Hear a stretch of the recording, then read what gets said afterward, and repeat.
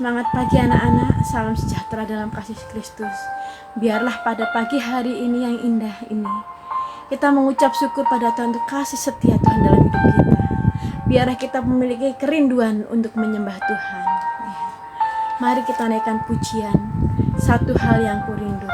Karena biarlah kita memiliki kerinduan untuk terus menyembah Tuhan. Satu hal yang kurindu, berdiam di dalam rumah-Mu. Satu hal yang kupinta, menikmati baik-Mu Tuhan. Satu hal yang kurindu, berdiam di dalam rumah-Mu. Satu hal yang kupinta, menikmati baik-Mu Tuhan. Lebih baik satu hari di pelataran-Mu daripada 1000 hari di tempat lain.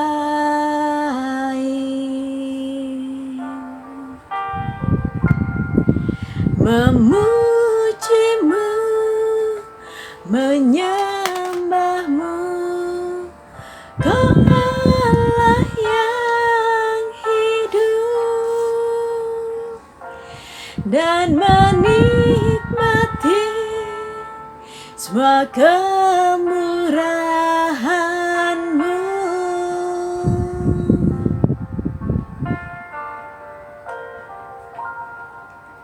Satu hal yang kurindu, berdiam di dalam rumah-Mu. Satu hal yang kupinta, menikmati baik-Mu Tuhan. Lebih baik satu hari di pelataran-Mu daripada 1000 hari di tempat lain.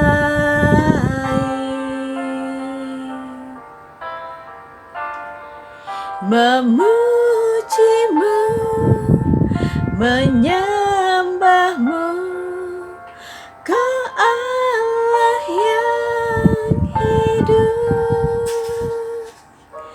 dan menikmati semua kemurahan-Mu.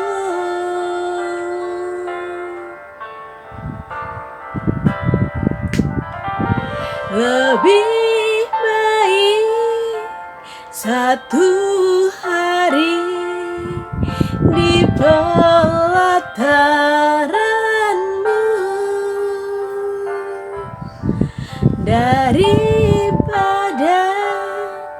1000 hari di tempat lain.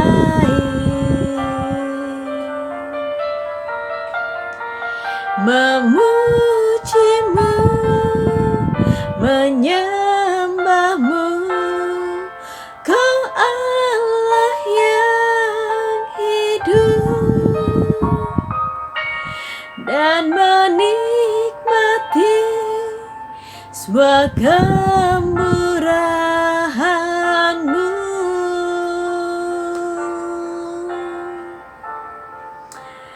Terima kasih Tuhan atas kemurahan-Mu Bapa. Biarlah pada hari ini Tuhan, semuanya juga merasakan setiap kemurahan-Mu Bapa. Tuhan, sebentar ingin mendengarkan firman-Mu Bapa. Kiranya Kau siapkan hati kami Tuhan untuk mendengarkan firman-Mu Bapa. Terima kasih Bapa untuk setiap kasih dan penyertaan-Mu. Di dalam nama Tuhan Yesus Kristus kami berdoa dan mengucap syukur padamu. Haleluya. Amin.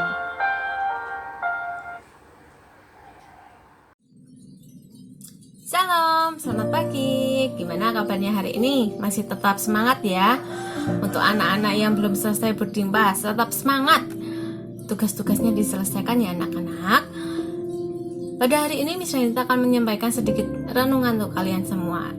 Kita mau belajar bersama-sama daripada firman Tuhan yang akan disampaikan oleh Miss Renita ya. Mari kita buka di dalam Efesus 6 ayat 1 sampai 9. Efesus 6 ayat 1 sampai 9. Ini tema perikopnya adalah taat dan kasih. Misalnya kita akan bacakannya. Hai anak-anak, taatilah orang tuamu di dalam Tuhan, karena haruslah demikian. Hormatilah ayahmu dan ibumu. Ini adalah suatu perintah yang penting, seperti yang nyata dari janji ini, supaya kamu berbahagia dan panjang umurmu di bumi. Dan kamu, bapak-bapak, Janganlah bangkitkan amarah di dalam hati anak-anakmu, tetapi didiklah mereka di dalam ajaran dan nasihat Tuhan. Hai hamba-hamba, taatilah Tuanmu yang di dunia dengan takut dan gentar, dan dengan tulus hati, sama seperti kamu taat kepada Kristus. Jangan hanya di hadapan mereka saja, untuk menyenangkan hati orang, tetapi sebagai hamba-hamba Kristus, yang dengan segenap hati melakukan kehendak Allah, dan yang dengan rela menjalankan pelayanannya seperti orang-orang yang melayani Tuhan dan bukan manusia. Kamu tahu bahwa setiap orang, baik hamba maupun orang merdeka, kalau ia telah berbuat sesuatu yang baik, ia akan menerima balasannya dari Tuhan. Dan kamu tuan-tuan, perbuatlah demikian juga terhadap mereka, dan jauhkanlah ancaman. Ingatlah bahwa Tuhan mereka dan Tuhan kamu ada di surga, dan Ia tidak memandang muka. Nah, keluarga Kristen adalah persekutuan hidup antara ayah, ibu, dan anak-anak yang telah percaya dan menerima Yesus Kristus sebagai Tuhan dan Juru Selamat secara pribadi, serta menteladani hidup dan ajaran-ajaran dalam kehidupan sehari-harinya. Tentunya ajaran-ajaran yang Tuhan Yesus ajarkan kepada kita sehari-hari ya. Nah, pengertian ini dibangun dari pengertian Kristen itu sendiri. Kristen artinya menjadi pengikut Kristus yang meneladani hidup dan ajaran-ajaran Kristus.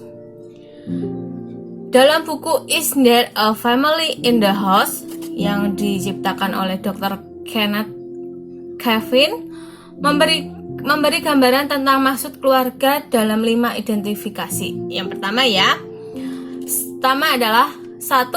Keluarga merupakan tempat untuk bertumbuh, menyangkut tubuh, akal budi, hubungan sosial, kasih, dan rohani. Manusia diciptakan menurut gambar Allah sehingga mempunyai potensi untuk bertumbuh. Keluarga merupakan tempat memberi energi, perhatian, komitmen, kasih, dan lingkungan yang kondusif untuk bertumbuh dalam segala arah, tentunya ke hadapan Tuhan Yesus Kristus. Nah, yang kedua, keluarga merupakan pusat pengembangan semua aktivitas. Dalam keluarga, setiap orang bebas mengembangkan karunia-nya masing-masing. Di dalam keluarga, landasan kehidupan anak dibangun dan dikembangkan. Kan kita lahir dari sebuah keluarga, kita tumbuh dari sebuah keluarga. Nomor 3, keluarga merupakan tempat yang aman untuk berteduh saat badai kehidupan. Barangkali orang lain sering tidak memahami kesulitan hidup yang kita rasakan, tetapi di dalam keluarga kita mendapatkan perhatian dan perlindungan, ya kan? Yang pasti kalau kita ada apa-apa masih keluarga kita sendiri yang akan menenangkan kita kalau ada masalah atau seperti saat ini terjadi ya anak-anak ya. Kalian ketika menghadapi kesulitan untuk mengerjakan tugas, mengerjakan ulangan, tidak mengerti gitu kan, kalian langsung meminta tolong kepada orang tua kalian yang pertama kan. Kalau misalnya kalian malu sama gurunya, kalian langsung bisa tanya sama mama papa. Nah, poin keempat, keluarga merupakan tempat untuk mentransfer nilai-nilai laboratorium hidup bagi setiap anggota keluarga dan saling belajar hal yang baik. Hal yang baik ya, ini juga disebawahi. Hal yang baik kita dapatkan dari orang tua kita. Kita apa yang kita lihat, kita contoh dari orang tua kita, itu yang kita lakukan. Nah, nomor 5, keluarga merupakan tempat munculnya permasalahan dan penyelesaiannya. Tidak ada keluarga yang tidak menghadapi permasalahan hidup. Seringkali permasalahan hidup itu muncul tidak terduga. Misalnya hubungan antara keluarga, antara papa sama mama, antara kamu sendiri sama saudara-saudaramu. Nah, masalah yang dihadapi anak-anak itu belasan tahun, dari masalah ekonomi, masalah hubungan antara orang tua dan anak, dan masalah-masalah lainnya. Namun keluarga yang membiarkan Kristus memerintah sebagai Tuhan atas hidup mereka pasti dapat diselesaikan semua permasalahannya. Nah, keluarga adalah tempat kita dibesarkan dan bertumbuh. Selain itu, betapa pentingnya kehidupan keluarga yang baik, yang sesuai dengan prinsip Alkitab di dalam Efesus 6 ayat 1-9 itu tadi. Syarat ini diperlukan untuk membentuk generasi yang berkarakter mulia dengan kehendak Allah. Nah, itu poin-poin penting yang bisa misalnya kita sampaikan. Coba kita sekarang, mari kita renungkan. Sudahkah kita bertumbuh dalam keluarga kita? Mulai kita bangun pagi, kita mau saat berteduh pagi, kita mau ajak keluarga kita untuk menghadap Tuhan ketika pagi hari, kita mau memuji Tuhan, menyembah Tuhan dulu sebelum kita mau memulai aktivitas kayak gitu. Sudahkah kita untuk memulai suatu hubungan dengan keluarga kita?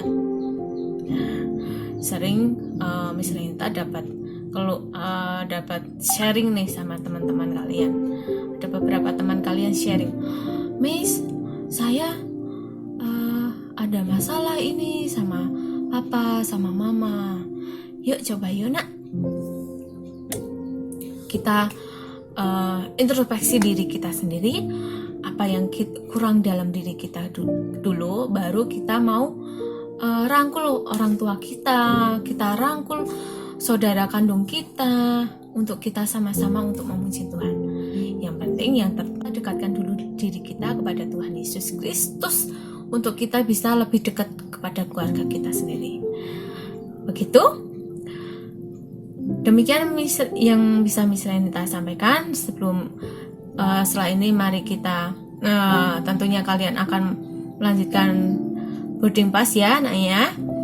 Tugas-tugasnya diselesaikan. Mari kita berdoa.